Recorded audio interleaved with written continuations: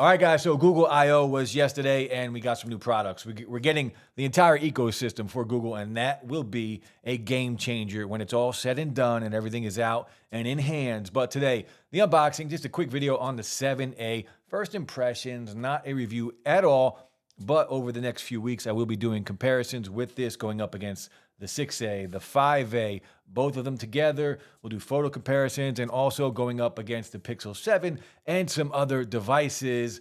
But just a quick unboxing, taking a look at the new phone. 4 different colorways. One of those, the coral, is a Google Store exclusive. So if you want to buy that color, you do have to go on to Google Store. But you can get these right now at Best Buy, $4.99. And if you want to activate it on the line itself, they take $50 off. But I did pick up the white colorway, just like I have on the 6A, but the Pixel 7A. It does look a lot like the Pixel 7. And of course, we need to compare those two devices because this will be very similar to the Pixel 7 in a lot of ways.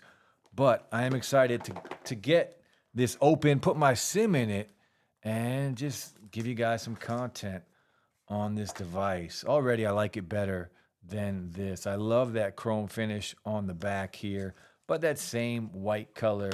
Now, inside of the box, we're not going to get much. We do get the USB-C to USB-C. We do get the dongle here, USB-A to USB-C dongle, and we do get a SIM card tray and some paperwork. You know, not much. Don't expect a charging brick, guys, anymore. It is gone. And of course, the Pixel 7A.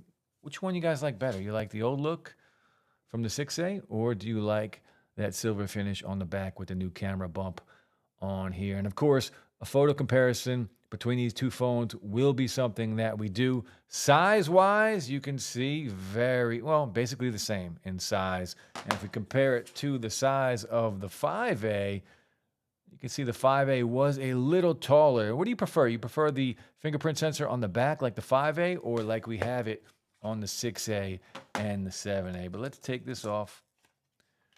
I miss the old unboxing, right? The old unboxing where you can just hear that peel. We'll turn this on, see if we got some power. And here we go. You see the bezels on here compared to the bezels on here. Pretty much the exact same thing. Overall, I am looking for a better experience. Now, we do get the upgraded Google processor in here, so this should be a little more efficient than what we have here on the 6A. But the 6A had great battery life. I didn't have any problems getting a day out of this device, and hopefully we will get even better battery life out of the 7A. But again, just a quick first impressions. Again, this is the white, the cloud color, as they call it. 3 different options. And then the one Google Store exclusive on here. But overall, first impressions, I do like the feel of this. Now, this is a plastic device, but again, I don't really care about that. In my opinion, a plastic device is a phone that you don't really need to put a case on.